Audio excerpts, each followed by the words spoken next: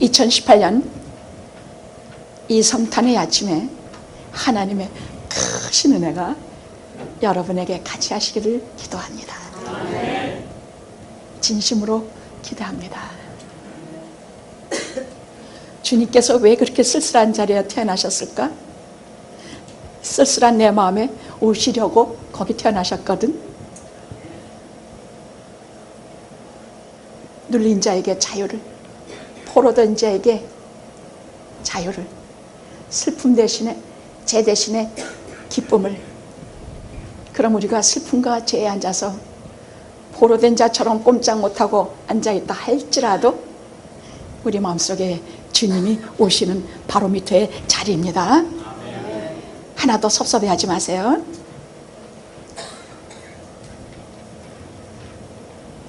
성경은 말씀하시기를 하나님께서 사람에게 주신 가장 값비싸고 귀한 선물이 있다고 했어요. 그것이 무엇인가? 바로 당신의 독생자 아들을 이 땅에 우리에게 주신 것이라고 말씀하고 있습니다.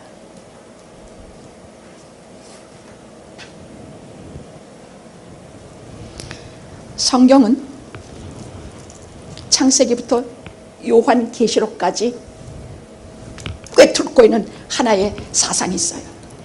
하나의 교리가 있어요.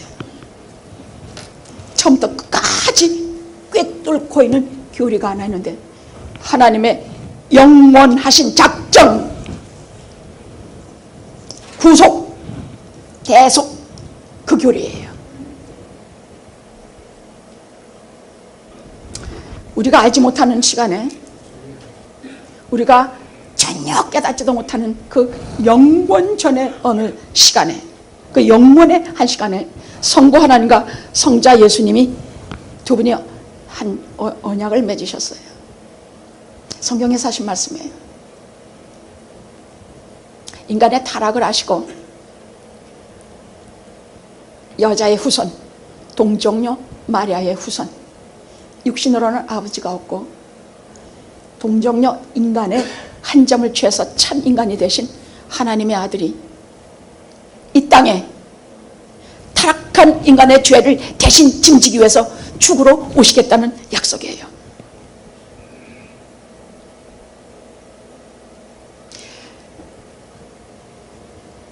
아, 그래? 그러면 내가 그것을 믿기만 하면 내가 구원을 얻지, 영원한 생명을 얻지, 영원한 나라에 들어가지 하고 믿는 자들에게 주신 영원한 작정, 영원한 교리, 구속의 교리. 이것은 그 시간을 알지 못하기 때문에 그것을 영원한 교리라고 우리가 부르는 것입니다.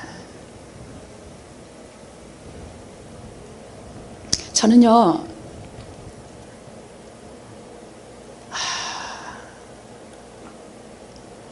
특별처럼 잠깐 살다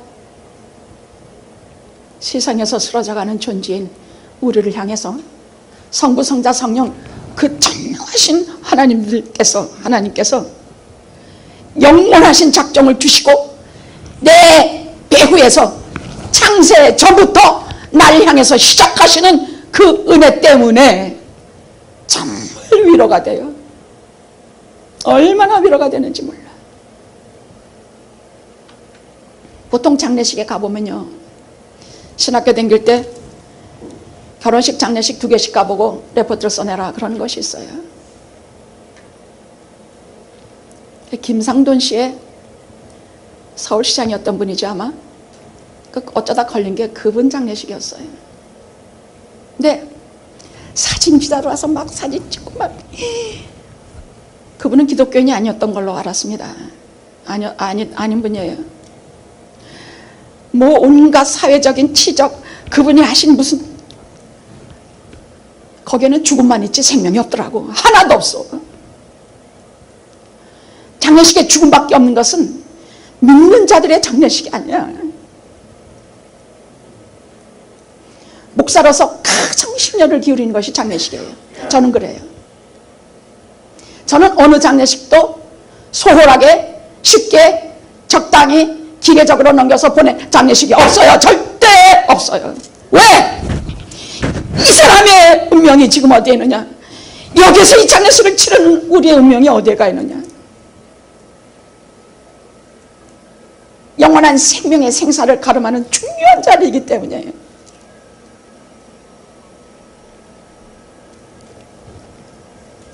물론 헤어져서 섭섭해서 울지요. 그런 장례식에는요, 죽음만 있지 생명이 없어. 그럼 장례식이 죽음만 있지 생명이 있어요? 아닙니다. 하나님께서 그 아들을 보내서 그를 믿는 자들마다 구원을 얻게 하신 하나님의 자녀에게는 죽음은 곧 생명이에요. 죽음은 곧 영원한 생명으로 들어가는 입구예요. 우리는 죽음에서 영원한 생명으로 이민 가는 것이에요. 이것이 이렇게 안 믿어지더라고. 전에는 도무지 얼마나 안 믿어지는지, 사랑하는 어머님이나 사랑하는 형제나 사랑하는 누구나 떠날 때는 정말 처음에 주님을 몰랐을 때, 그때는 인간이 얼마나 험하게 가는지 치를 떨었다니까. 이러려고 태어났나? 이러려고 인생 죽어라 하고 증오하고 미워하고 살고 죄짓고 별짓 다 하다가 이렇게 가는 존재인가? 그런데 before야, after 주님 만난 이래로 이 땅에서 많이 수고하고 많이 애쓰고 선한 싸움 다 싸우고 달려갈 게 다 마치고 죽기 살기 가는 까닭은 뭐 믿는 자들이라고 해서 감정도 없고 육체 정욕도 없고 욕심도 없는가? 아니, 다 있어요. 죄도 짓고 넘어지기도 하고 빠지기도 하지만은 상관이 없이 우리는 그 소속의 하나님께 속한 자들이라 하나님께서 일으키시고 때리시기도 하시며 데려가시기도 하시며 내가 아무리 한탄하고 내 죄 때문에 울어도 상관이 없어. 영원하신 예수 그리스도의 십자가 보혈이 나를 대속하고 기다리고 계시기 때문이에요. 이것이 기독교예요. 오늘 핵심되는 말씀이 두 개가 있어요. 하나는 큰 기쁨의 좋은 소식, 1장 10절의 말씀이에요. 두 번째가 핵심되는 구절이 있는데 1장 14절에 하나님께는 영광, 땅에는 평화. 이것이 오늘 말씀의 핵심이요, 성탄의 핵심입니다. 이 큰 기쁨의 좋은 소식이라는 것은 1장 8절에서 12절에 있는 말씀이에요. 자기 양떼를 치던 목자들에게 천사가 나타나서 들려준 말씀이에요.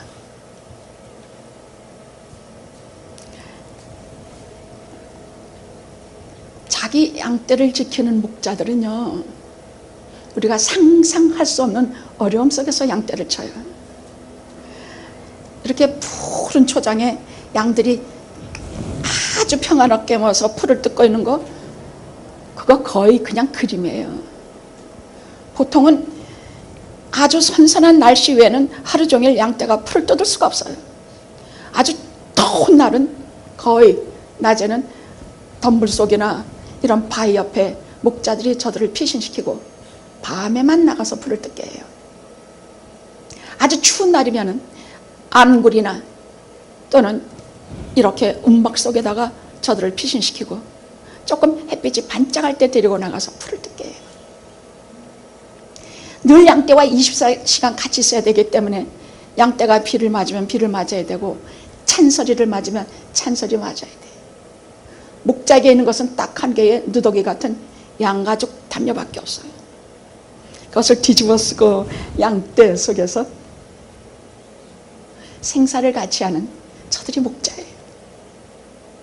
나는 예수님께서 나는 선한 목자라 하신 말씀을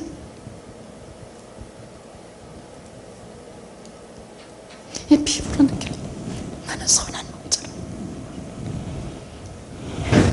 양떼가 배고프면 자기도 배고프고 양떼가 추우면 자기도 추워. 양떼를 절대로 못 떠나. 잠시라도 떠나 있으면 양떼가 다른 길로 갈까 무섭고 맹수가 와서 잡아갈까 무섭고, 그럼에도 불구하고 얼마나 많은 양떼의 목숨을 잃는지 몰라요. 그렇게 극진히 보는데도. 그러면 1900년 전에 거기에 나타난 목자들이라고 해서 무슨 훌륭하고 근사한 현대식판의 그런 자리에 목자가 있었겠습니까? 아닙니다. 그들도 똑같이 오늘 하신 말씀 중에 그 지경에 목자들이 밖에서 밤에 자기 양떼를 지키다니, 밤에도 자기는 혼자 들어가 침대에 둘 수가 없어요. 밤에 자기 양떼를 지키는 목자, 나는 선한 목자라. 밤에도 추위에도 더위에도 상관이 없이 주님은 우리를 지키는 목자라는 말씀이에요. 근데 그들이 왜 그들에게 첫 번째 큰 기쁨의 좋은 소식을 하나님께서 천사를 통해 알려주셨는가? 이 목자들은요, 예루살렘 경내에서 양떼를 치고 있었기 때문에 이들은 진짜 신앙을 소유하고 있던 자들이에요.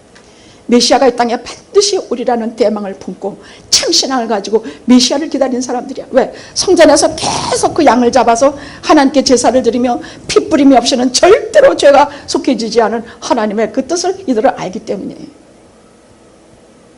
그걸 아시고 하나님께서 천사를 통해서 목자에게 이 가장 좋은 소식을 알립니다.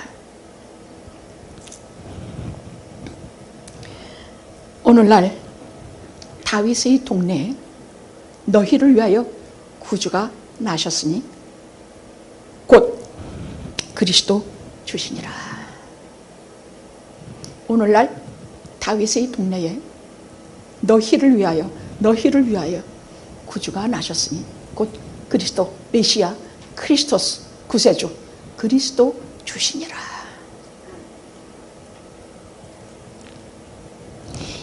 큰 기쁨의 좋은 소식이 뭐냐? 오늘 말씀 그대로입니다. 곧 구세주가 이 땅에 오신 것입니다. 그것이 가장 기쁘고 큰 기쁨의 좋은 소식은 하나님의 아들 예수 그리스도가 이 땅에 오신 것입니다. 그것보다 더 큰 기쁜 소식은 없습니다.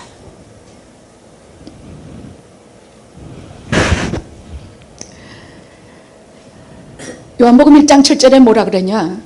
하나님이 그 아들을 세상에 보내신 것은 저로 말미암아 구원받게 하기 위함이라. 구원이 뭐냐 할 때, 도대체 구원이 뭐냐 할 때, 하나님과의 적대에서부터의, 하나님과의 관계인데 구원이 뭐냐? 하나님과의 적대적인 관계로부터의 구원이에요. 사람은 태어날 때부터 하나님을 싫어하는 원죄를 갖고 태어나요. 어려서부터 하는 거 가만히 보십시오. 하나님이 기뻐하는 일보다 하나님이 싫어하는 일, 죄 짓고 하나님 반역하고 하나님 말씀 안 듣고 하나님께서 하라고 하는 일 하나도 안 지키고 십계명중에 한 가지라도 지키는 게 누가 뭐라고. 살인하지 말라. 이웃관계에서는 살인하지 말라 그러셨어. 살인이라는 것은 미워한다는 뜻이에요.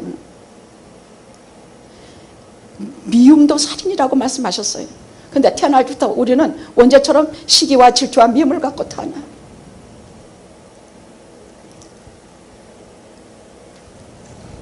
하나님께서는 살인하지 말라, 도적질하지 말라. 도적질? 우리는 누가 시키지 않아도 내가 필요하면 슬그머니 가져오는 거 아무렇지도 않아. 하나님과의 적대적인 관계로부터의 구원, 하나님이 싫어하는 모든 것을, 지금 말한 그 모든 것을 하지 않게 되는 것에 대한 구원이야. 주님께서 주님을 개인적인 체험을 가지고 만나면 그 다음부터는 그런 윤리의식이 생기고 하나님 앞에서의 자존감이 생기고 하나님의 자식으로서의 자긍심이 생기며 내가 이런 짓을 해서는 내 기업을 잃을 것이다. 내가 이렇게 해서는 내가 수많은 민자들에게 낙심을 줄 것이다. 아니다. 이런 자긍심이 생겨서 주님 나라에 갈 때까지 참으로 애쓰게 돼요. 많이 애쓰고 노력하게 돼요.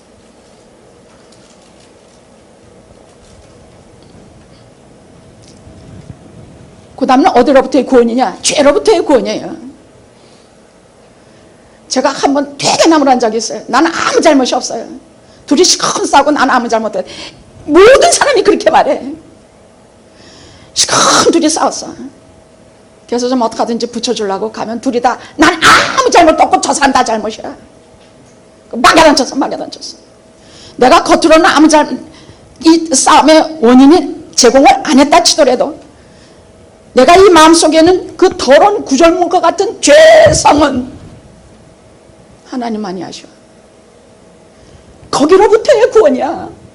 이 죄성은요, 강현철의 마음속에 있는 더러운 구정물과 같은 구정통은요, 여러 번 말했죠. 우린 유리병과 같아서 흙탕물이 들어있는 유리병이야. 평소에는 맑아. 내가 거룩하고 훌륭하고 깨끗해 보여.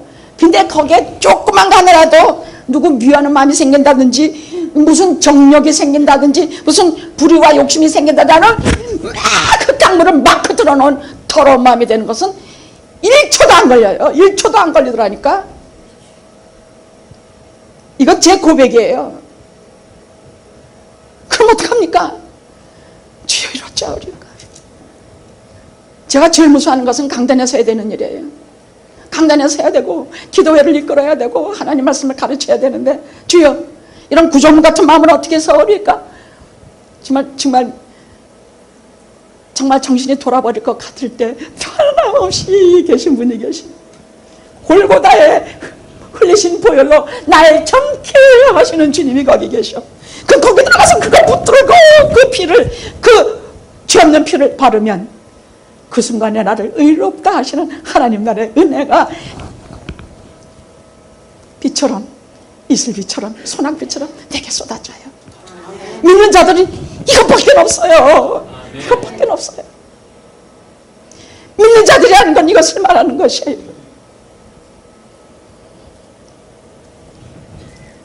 세 번째는 영원한 지옥으로부터의 구원이에요. 그냥 우리 예수 안 믿으면 곧장 지옥에 가요. 세상에서 아무리 훌륭한 일을 많이 하고 업적을 많이 남기고 자기 무슨 뭐 심장도 내주고 못도 내주고 다 아무 소용없어. 너희가 온갖 것을 다 내줘도 예수를 믿지 않으면, 그리스도의 보혈이 나를 정케해서 내가 죄에서 사함받았다는 거 없으면 우리는 하나님 나라를 볼 수가 없어요. 자, 제가 금요 기도의 신앙간증을 상당히 소중하게 제가 듣는다 그래요. 왜냐하면 비포가 애프터이 너무나 극명하기 때문이에요. 예를 들어 저에게 들어올 때 지난 금요일은 제가 거기 오신 분 어느 누구를 만나라고 하나같이 돌멩이 맞고 누더기가 돼서 돌았다란 말이야. 가해자나 피해자나 다 똑같더란 말이야. 가해자도 돌멩이 맞고 피해자도 돌 던지다가 저도 맞고 사람 미워하다가 돌 맞고 한결같이. 남편이 김씨니까 김씨라는 성 가진 사람도 꼴보기 싫어. 김도 안 먹는다 그래.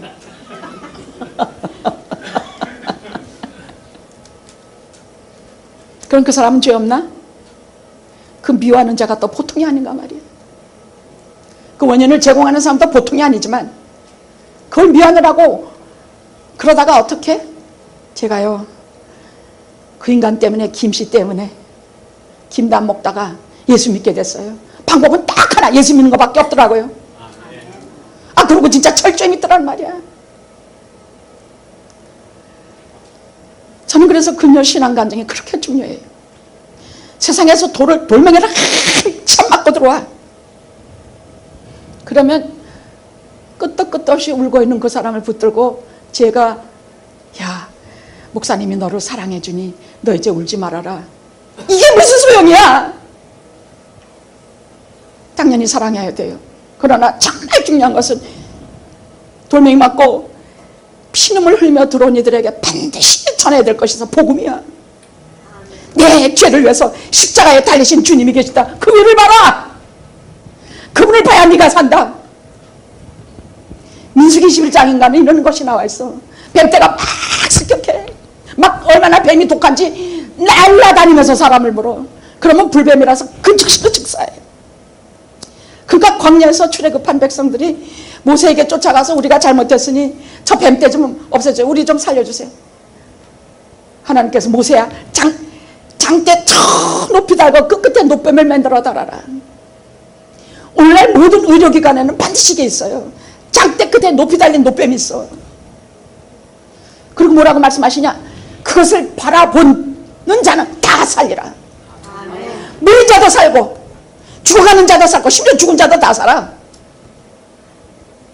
그런데 지금 내 발에 와서 막 날라다니면서 나 물고 내 새끼 물고 막 여기저기 막 물고 늘어지고 거품을 푸고 죽어가는데 그거 어떻게 바라봐요? 여러분 바라봐요? 그거 뱀 피하느라고 아이고 하다가 다 죽지 않겠습니까? 그런데 그 와중에도 그걸 바라보는 자, 지팡이 끝에 높이 달린 그 노뱀을 바라본 자는 다 살았어. 이게 복음이에요. 내 죄가 아무리 많고 뱀떼가 나를 습격하고 나를 휘감고 별짓을 다 해도 그거 보지 말고 높이 달리신 주를 바라보는 자는 다 살게 돼 있어. 그게 복음이에요. 이 땅에 오신 예수님이 하신 일이야.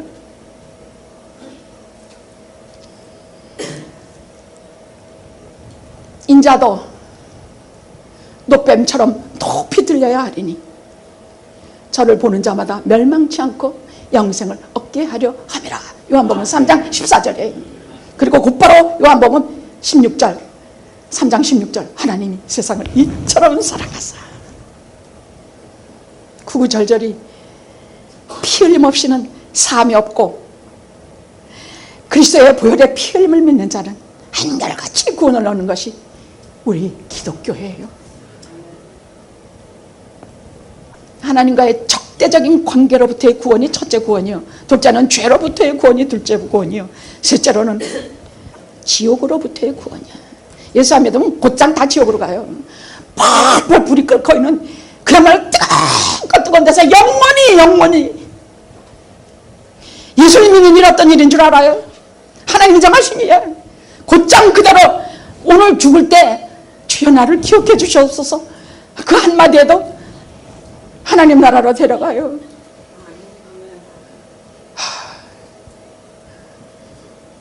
이런 말 믿어도 좋고 안 믿어도 좋은 얘기가 아니에요. 성경에 하신 하나님의 말씀이요, 예수 그리스도가 친히 땅에 서서 당시의 몸으로 보여주신 것이니 믿어야 돼요.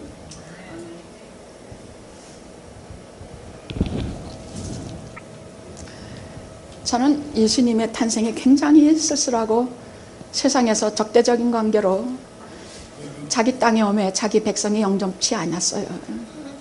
심지어는 헤롯이 2살짜리 아래는 다 잡아 죽이는 기맥힌 꼴을 당하세요. 이 땅에 오셔가지고 그 당시에 최고의 종교 지도자들은 그분이 누군지 전혀 몰랐어요. 알려고 하지도 않았어요. 그런데 그분이 누군지 아는 자, 요한복음 1장에 나와요. 그분이 누군지 아는 자, 영접하는 자, 믿는 자. 야, 아는 자? 그가 누구인지 아는 자야. 그가 하나님의 아들이야. 그는 정말 사랑의 주님이신지 아는 자들이야. 여러분은 주님을 어떻게 알아요? 여러분은 주님을 어떻게 알아요? 어떤 분으로 알아요? 그래서 이 간증을 제가 중요하게 여기는 것이에요. 간증에 다 나와. 그 사람의 신앙, 난 그 사람이 얼마나 고생인지 관심 없어.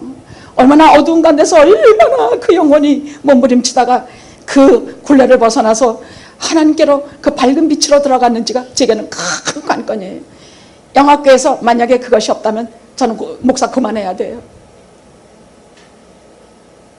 사람마다 그 고백을 할 때마다 조그만 베들레헴이지만 주님이 계신 것은 온 세계의 뉴스거리요, 온 세계의 중심이 돼요. 거기에는 목자들도 오고 동방박사들도 오고 하늘나라에서도 가만히 있지 않아 쓸쓸하고 그야말로 세상은 적대적으로 자기 백성에게 자기 백성은 영접지 아니하였으나 영접하는 자, 그를 알아보는 자, 그를 영접하는 자, 그분을 믿는 자, 하나님의 자녀가 되는 권세를 주셨다 그랬어요. 우리는 어떤 사람들이에요? 주님을 알아봤어요? 주님 알아요? 주님을 영접했어요? 네. 알아보는 것은 한두 번 보고 펄쩍 뛰고 반가워하는 것이야.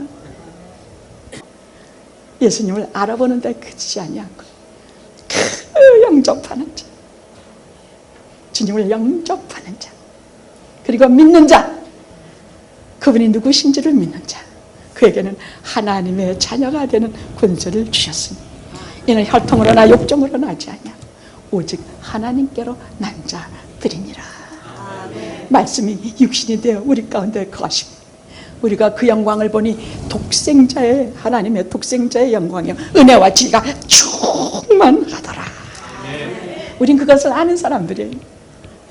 가슴이 막 두근거려. 나는 알아.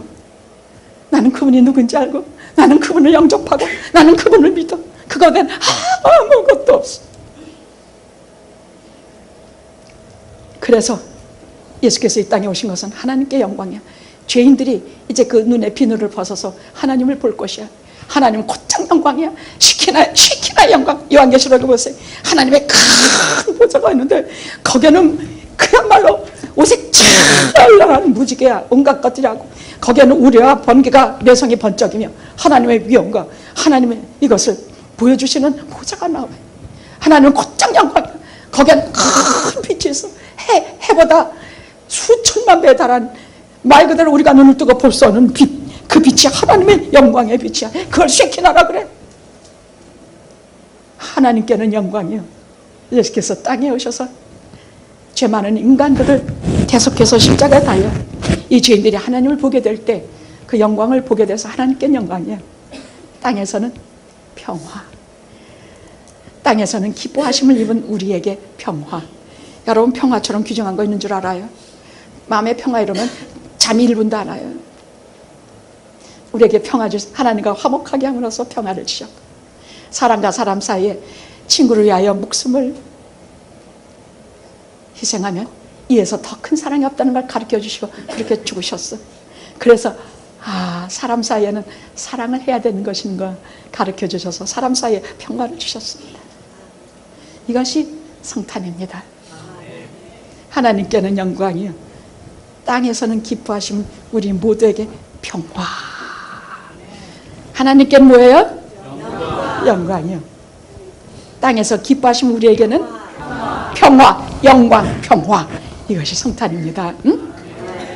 예수님은 우리에게 구원자로 오셨을 뿐만이 아니라 죄에 대한 보증인으로 오셨고, 예수님은 하늘나라의 의사로서 우리의 질병을 다 고치시고 담당해 주는 분으로 오셨고, 이 세상에서 우리의 해처럼, 태양처럼, 왜냐하면 어두운 데 있다가 밝은 곳으로 인도하시는 우리의 태양으로 오셨고, 평강의 왕으로 이 땅에 오셨습니다.